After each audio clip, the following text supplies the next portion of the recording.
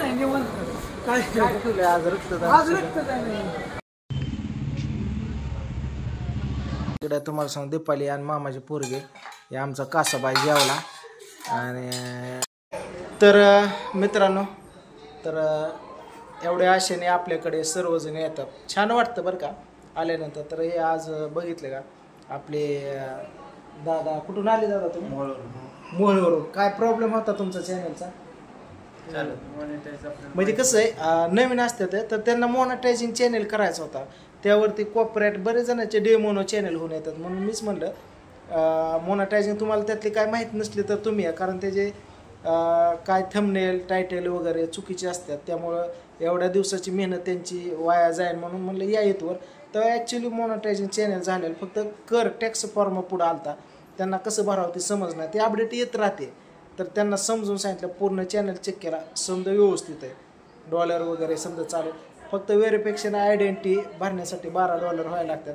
Identity verification केल्यानंतर American additions pin येतो सांग की तो भरल्यानंतर तुम्हीच एक खात्री तुमच्याकडे पेमेंट, नंतर बँक अकाउंट ओपनिंग होतं. अशा एक पॉलिसी त्यांची असतात, ते पूर्ण करायचे असतात. तर दादांचं आता मॉनिटायझिंग झालं आहे, तर आता फक्त कर टॅक्स फॉर्म भरायचं कसं ते समजत नव्हतं. तर त्यांना सांगितलं, एक व्हिडिओ पाठवला, त्यावर बघून तुम्ही भरा.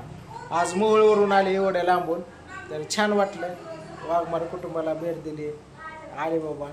तर माझ्याकडनं जेवढं होतं तेवढं मी करत असतो, पण त्यांचा काय प्रॉब्लेम नाही. मला ह्याचं वाईट वाटलं की बाबा फक्त टॅक्स फॉर्म मला ते बोलले असतं, मी त्यांना व्हॉट्सअप स्क्रीन शेअर करून मी सांगितलं असतं. एवढ्या लांबसुद्धा यायची गरज नव्हती, एवढा लांब वेळ गेला त्यांचा, डिझेल गेला इथं. असू योगाने कुठल्या तर निमित्ताने भेटलं तरी कधी काय अडचण नाही, फक्त कॉल करा मला. काय कामात असलं तर कॉल उचलणार, नंतर मी वेळ भेटले करत जाईल. बाकी चलत राहू दे. तुमचं शुभेच्छा.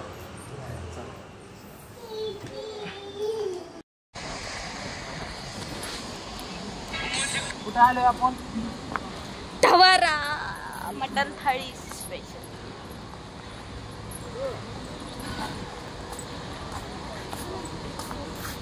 अगं तुझ्या भावाला खेळायला आहे तिथं. ही मला दिसलीच नाही असं. तुमच्या गाडीवर येऊन तू आला नाही माहिती. अगो बसली, आवाज नाही, काय नाही काय नाही. कसला अवतार येत आहे. मला वाटलं खरंच कपडे जाणार जायचं. काय नाही निवांत. काय ठेवलंय आज रक्तदान? आज रक्तदान आहे.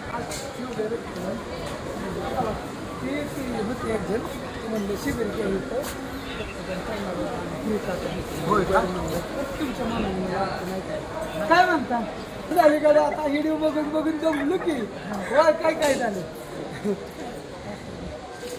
आता खरंच खरंच जे आहे ते बस की 2 मिनिटं गाडी घेतो.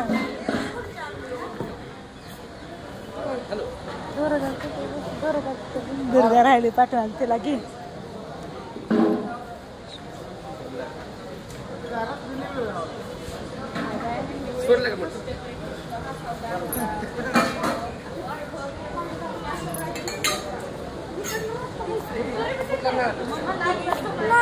धरा आता.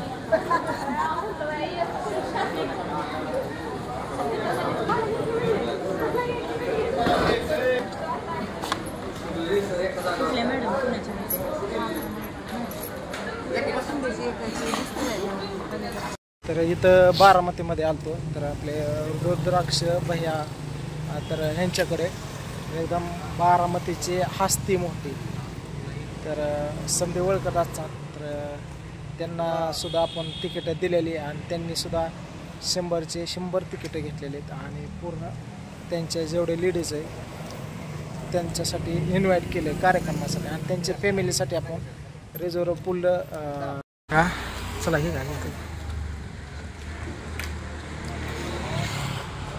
इन्व्हिटेशन आपण देत आहे ऋतुराज भैया काळेसाहेब यांना. तर तुम्ही नक्की आवर्जून आमच्या कार्यक्रमाला उपस्थित राहावे.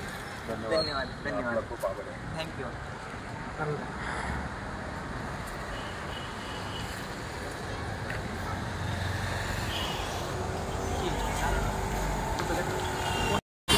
चला इकडं आलो, काटे शोरूम बारामतीतलं एकदम सुप्रसिद्ध. तर हे तर आपल्याला हे करायचं आहे. तर आपले फॅन भेटले, फोटो वगैरे काढले ते. मला फोन करतो तुम्ही ते म्हणजे झोपायला पेपर आहे ना आदल्या दिवशी रूम ट्रॅक्टरची म्हणा किंवा टाटाची म्हणा, त्यावर तुमचं काय चार्जेस असतात?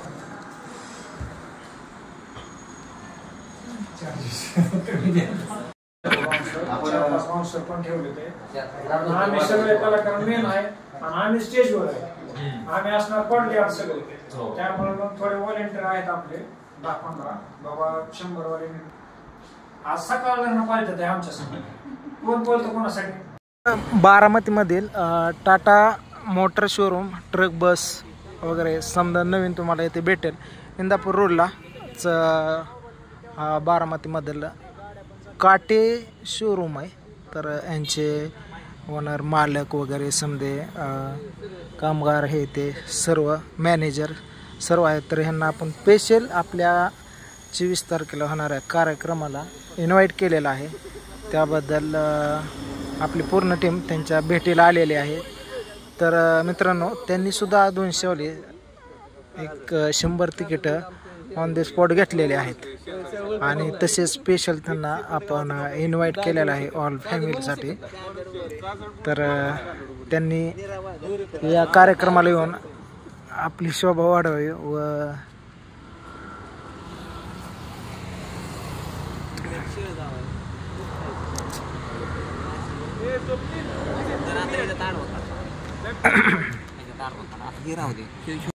हॅपी कस्टमर साठी जवळजवळ 100 तिकीट त्यांनी बुक केलं. तर आपण ते आज त्यांना द्यायला आलोय. नरसाळ्या अरे काटे म्हणजे काय? अरे बारामतीतलं 1 नंबरचं शोरूम म्हणजे काटे मोटर शोरूम असं म्हणणं दुखतळ्या. अहो होय मकरन भाऊ, तेच सांगतो तर मध्ये मध्ये बोलताय. तुझं म्हणजे कसं झालंय 12 महिने पैशाचा जोगवण लग्न दिवशी नवर देऊ नागवा.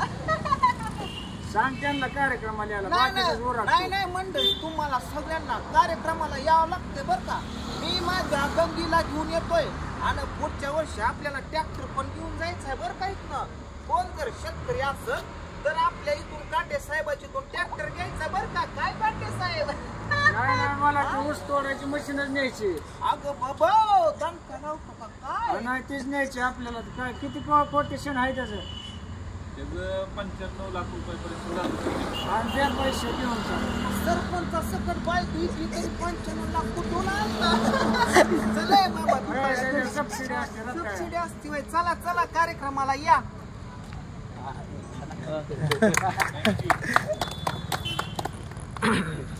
तर अशा प्रकारे त्यांच्या शोरूमची आपण ॲडव्हर्टाईज सुद्धा केलेली आहे आणि सर्वांना आपण जे मॅनेजर वगैरे समजे आहेत त्यांना सर्वांना इन्व्हाइट केलेले कार्यक्रमासाठी. तर तुम्ही सुद्धा या, कसली वाट न बघता. आणि हे मशीनीचा आता तो व्हिडिओ बोललेला आपण बघू शकतो. हे 92 लाखाची मशीन आहे, 97 लाखाची आणि ह्याचं वेगळं साहित्य ह्याच्यामध्ये फोटो. तर अशा प्रकारे फोटो वगैरे झालेले काढून आणि चला. नाही तुम्ही फिरवता व्हिडिओ काढा. तर आता शोरूममध्ये आल्यानंतर एक ॲडव्हर्टाईज करत आहेत. तर नाही बघा ट्रॅक्टरमध्ये बसून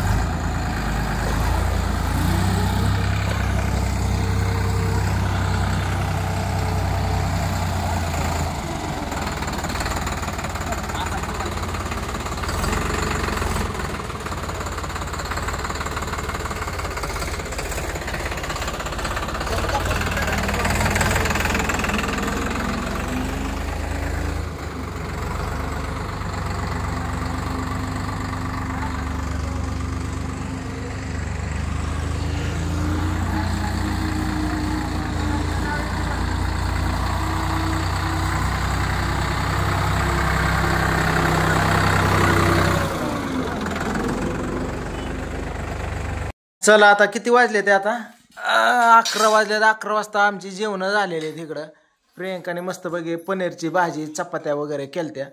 इकडं तुम्हाला सांगू दीपाली आणि मामाचे पोरगे हे आमचा कासाबाई जेवला आणि मस्त भाजी केली. ते बघितली आपल्या मसाल्याची भाजी कशी झाली. बरं चला आता मस्त बाई हातरून टाका झोपा. सकाळ उठायचं आता निवांत. 11 वाजल्या. Bye bye good night. हां बाय बाय गुड नाईट. ए गुड नाईट म्हण. Good night. Good night. Good night मोठ्याने. Good night. हां बरं बरं. झोपा.